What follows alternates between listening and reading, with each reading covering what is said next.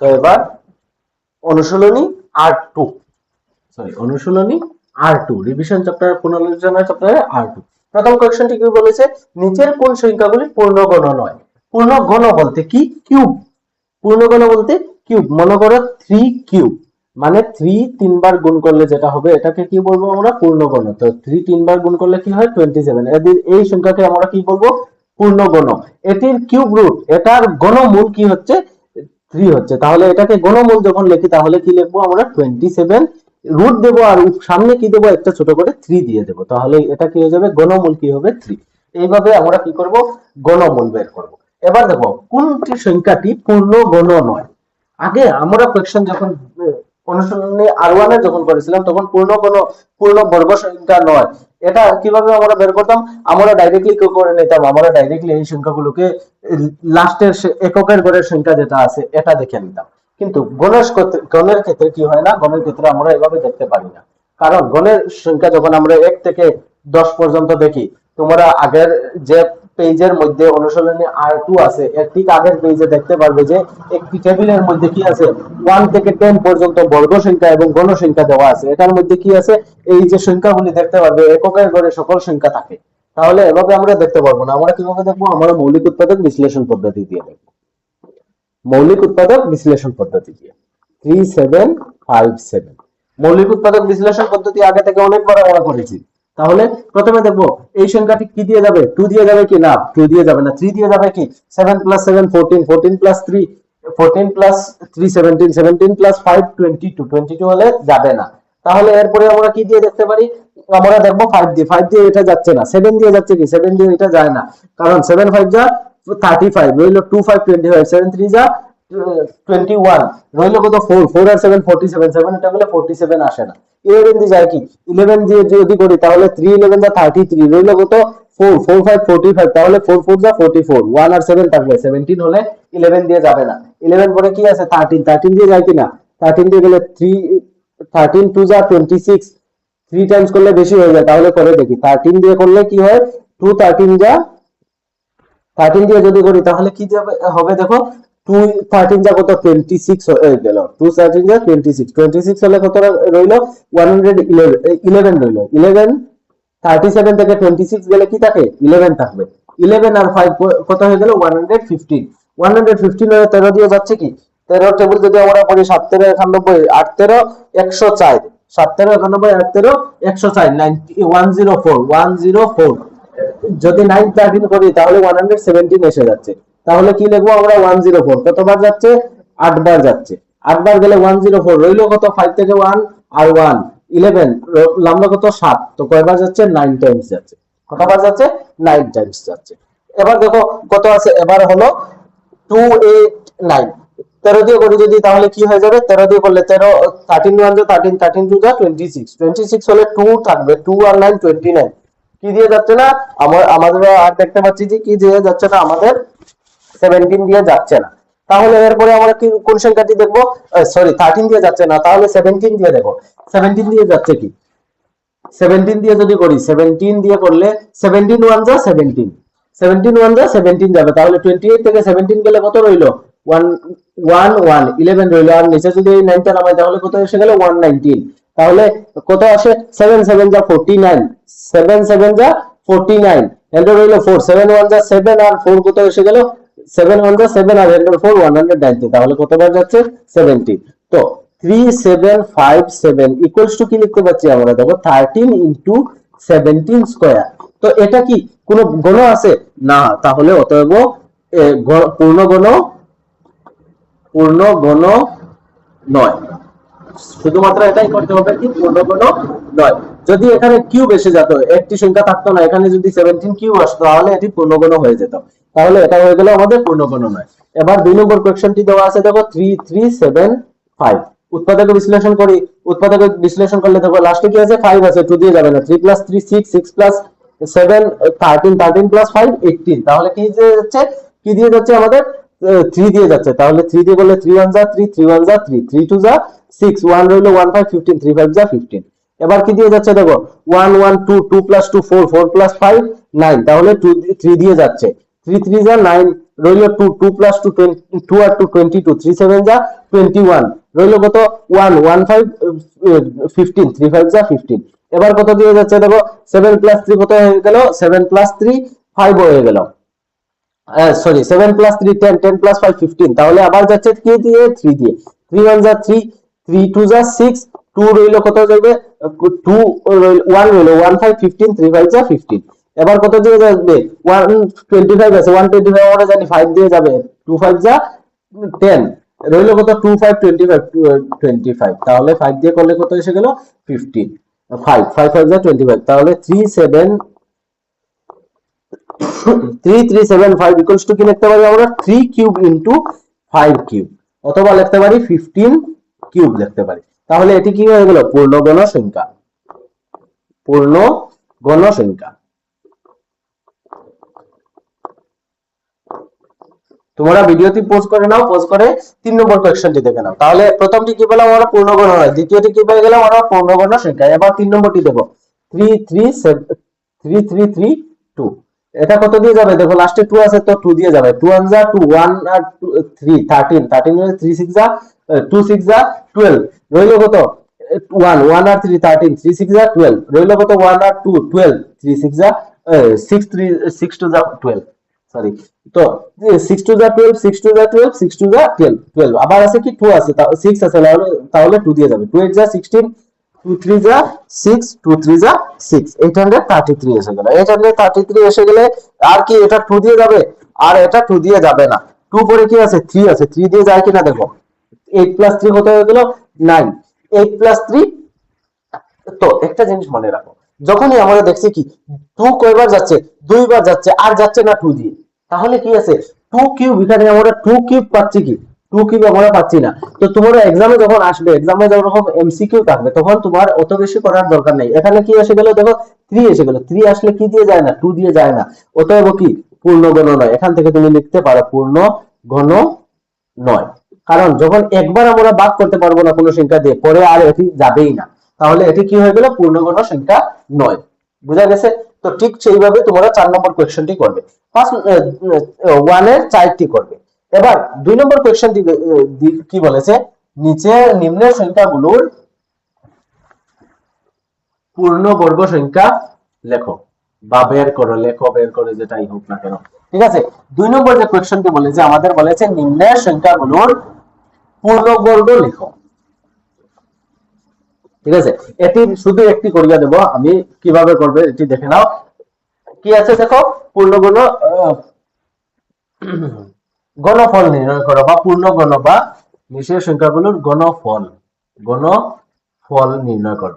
মানে কি, একটি সংখ্যাটি কি দেওয়া আছে, প্রথম সংখ্যাটি কি দেওয়া আছে 19, তাহলে কি করব আমরা 19 কিউব করব, 19 কে কয়বার গুণ করব, 3 বার গুণ করব, 19 ইনটু 19, 19 এর স্কয়ার কত, 9 9 যা 81, 81 আর 1 হ্যান্ড হইল কি 8, 9 1 যা 9 আর 9 1 যা 9, তাহলে কি হয়ে যাবে দেখো, 9 9 18, 18 প্লাস 18 প্লাস 8 কত হয়ে যাবে 26, 26 আর 6 হলো 26, 26 এর কি বসাবো আমরা 6 বসাবো, তাহলে 1 1 যা 1 আর হ্যান্ড টু কত এসে গেল 3, তাহলে 361, 361 কে কি করব, আবার 19 দিয়ে গুণ করব, 9 1 যা 9, 9 1 যা 9, 9 6 যা 9 6 যা 54, 54, 54 এর পর হ্যান্ড হলো 5, 9 3 যা 27, 27 প্লাস 5 32, 163, তাহলে কি এসে গেল 9, 4 প্লাস 1 5, 6 প্লাস 2 8, 3 প্লাস 3 6, কত এসে গেল 19 স্কয়ার ইকুয়ালস টু 6859,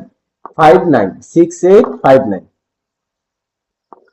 এভাবে তোমরা কি করবে, এভাবে তোমরা বাকি যে 3টি কোশ্চেন দেওয়া আছে সেইগুলির মান নির্ণয় করবে। এবার কি বলেছে, 3 নম্বর কোশ্চেনটি বলেছে, 3 নম্বর কোশ্চেনটি বলেছে আমাদের নিম্নের সংখ্যাগুলোর এককের গণফলের এককের সংখ্যা কি, গণের একক সংখ্যা কি।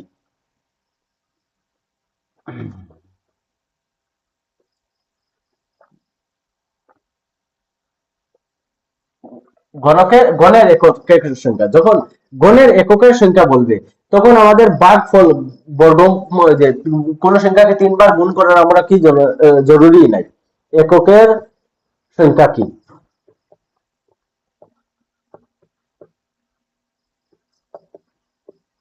প্রশ্নটি দেখো, নিচের সকলগুলির একক স্থান কি হবে? প্রশ্নতে দেওয়া আছে, তোমার ডাউট হতে পারে একক সংখ্যা না লিখে কি দেওয়া আছে, স্থান কি হবে দেওয়া আছে। তাহলে প্রথম যে কোয়েশ্চনটি দেওয়া আছে, প্রথম যে কোয়েশ্চনটি হলো 14। 14 এর যদি কিউব করি আমরা 14 এর এককের স্থানে কি পাবো, এটি আমাদের বের করতে বলেছে। বোঝা যাচ্ছে? 14 এর এককের, তো এককের ঘরে এটির কি আছে, 4 আছে। এককের ঘরে লিখবে সংখ্যাটির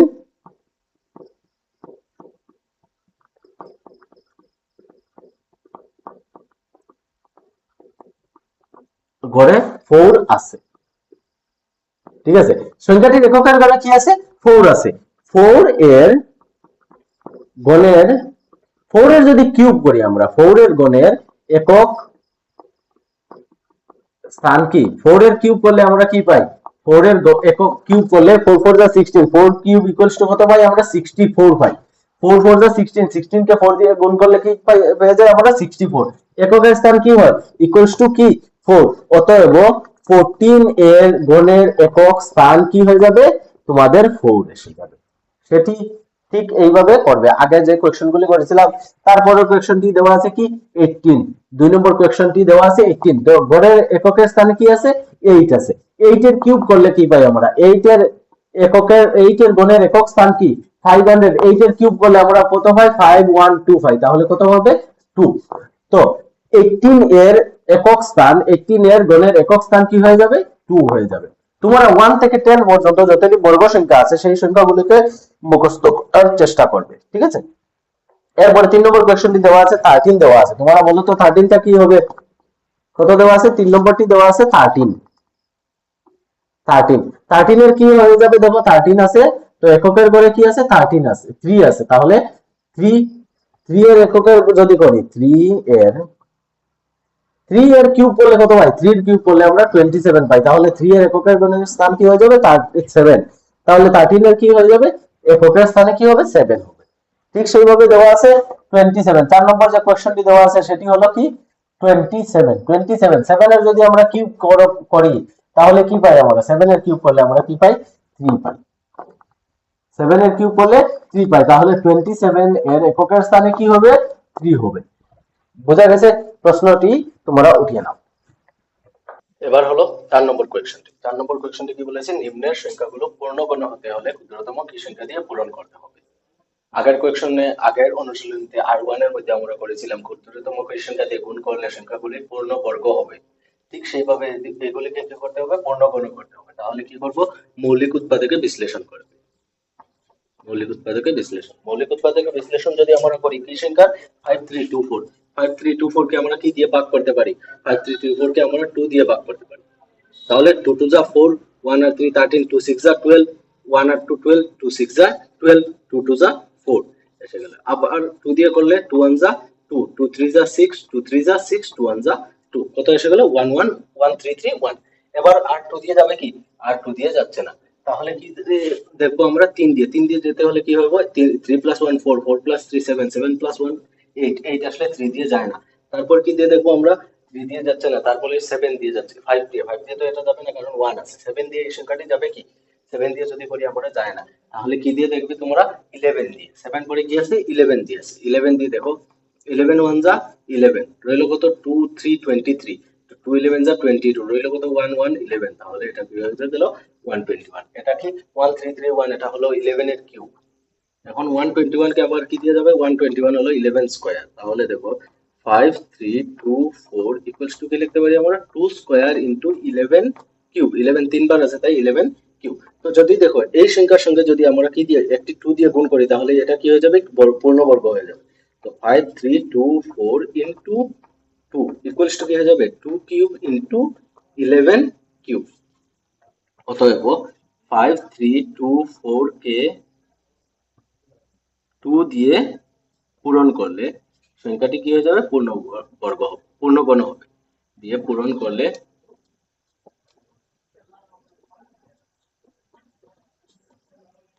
সংখ্যাটি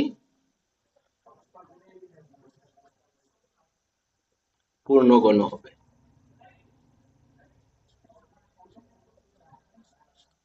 আশা করি বোঝা গেছে।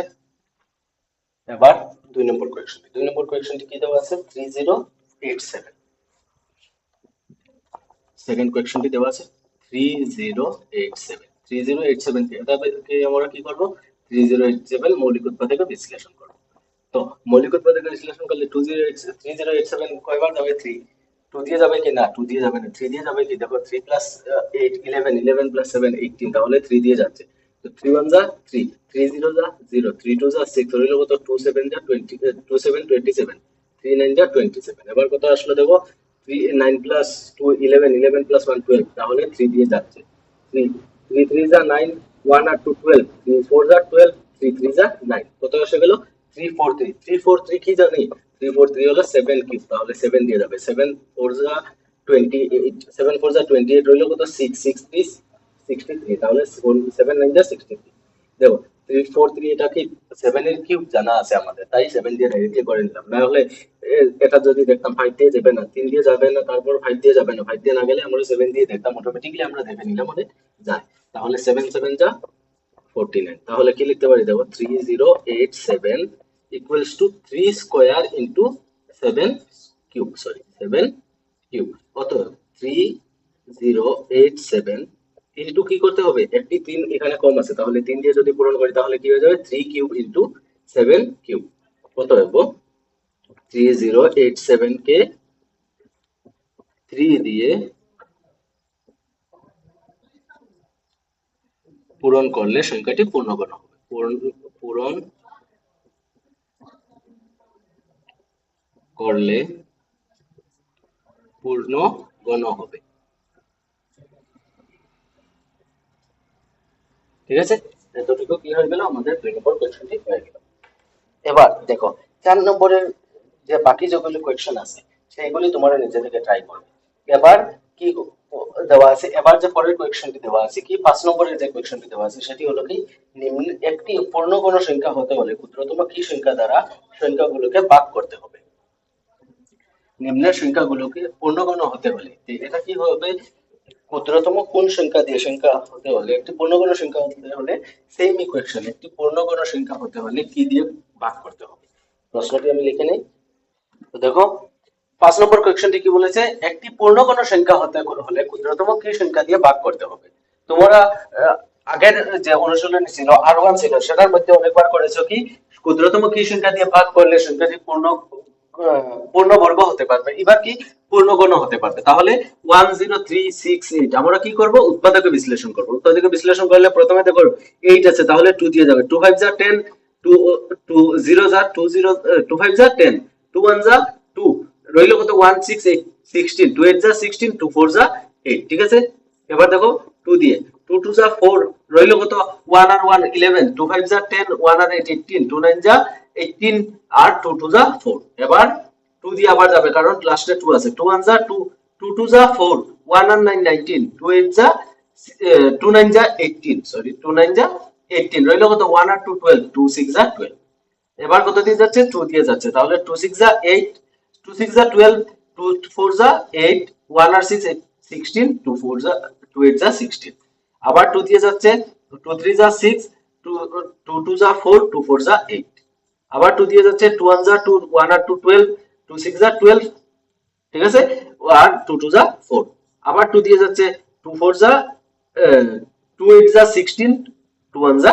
2 এবার কত দিয়ে যাচ্ছে 3 দিয়ে যাচ্ছে 3 1 3 3 2 যা 6 2 আর 1 21 3 7 যা 21 আবার 3 দিয়ে যাচ্ছে 3 9 যা 27 আবার 3 দিয়ে যাচ্ছে তাহলে কি হয়ে যাবে 3 3 যা 9 অতএব দেখো তুমি লিখতে পারো 2 into 2 into 2 এই তিনটি 2 দিয়ে কি লিখতে পারি আমরা 2 কিউব এই তিনটি 2 দিয়ে আমরা কি লিখতে পারি 2 কিউব এটা 2 এক্সট্রা রয়ে গেছে এই তিনটা 3 দিয়ে যদি লিখি কি 3 কিউব লিখতে পারি তাহলে 10368 ইকুয়ালস টু কি লিখতে পারি আমরা 2 cube into 2 cube into 3 cube into কি লিখতে পারি 2 ইনটু 3 এই যে 2 ইনটু 3 এক্সট্রা রয়ে গেছে এই যে 2 ইনটু 3 এক্সট্রা রয়ে গেছে এই 2 ইনটু 3 যদি আমরা এসএটি এনে ভাগ করে নেই তাহলে কি হয়ে যাবে এই সংখ্যাটি পূর্ণগণ হয়ে যাবে তাহলে 10368 ডিভাইডেড বাই 2 3 যা কত হয়ে গেল 6 equals to 2 cube into 2 cube into 3 cube অতএব 10368 কে 10368 কে 68 কে কি দিয়ে ভাগ করলে 6 দিয়ে ভাগ করলে সংখ্যাটি পূর্ণগণ হয়ে যাবে। ভাগ করলে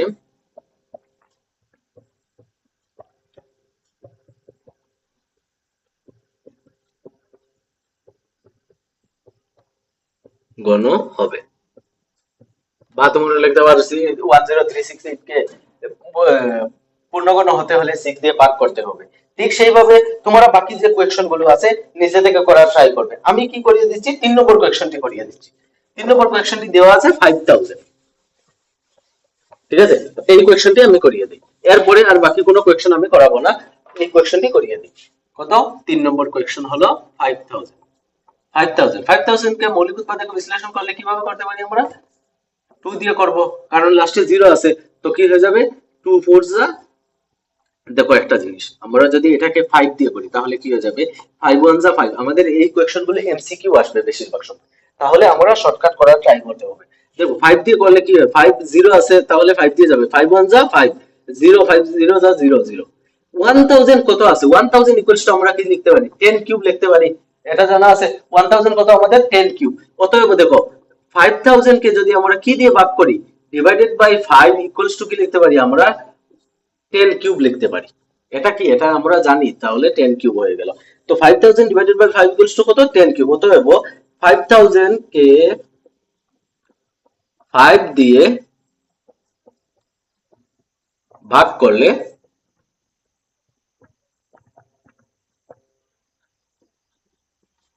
করলে পূর্ণ গণ হবে, পূর্ণ গণ হবে। দেখো এই কোয়েশ্চনটি তুমি এই 1000 কে আবার ভাগ করে তুমি আড করতে পারো, তাহলে লাস্টে কি আসবে, আমাদের আনসারটা সেমই আসবে। কারণ 1000 আমরা জানি একটি পূর্ণগণ, তাই কি করলাম 5 দিয়ে শুধু করলে আমরা কি পেয়ে যাচ্ছি, একটি পূর্ণগণ পেয়ে যাচ্ছি, তাহলে আর যোগ করার দরকার নেই। বোঝা গেছে?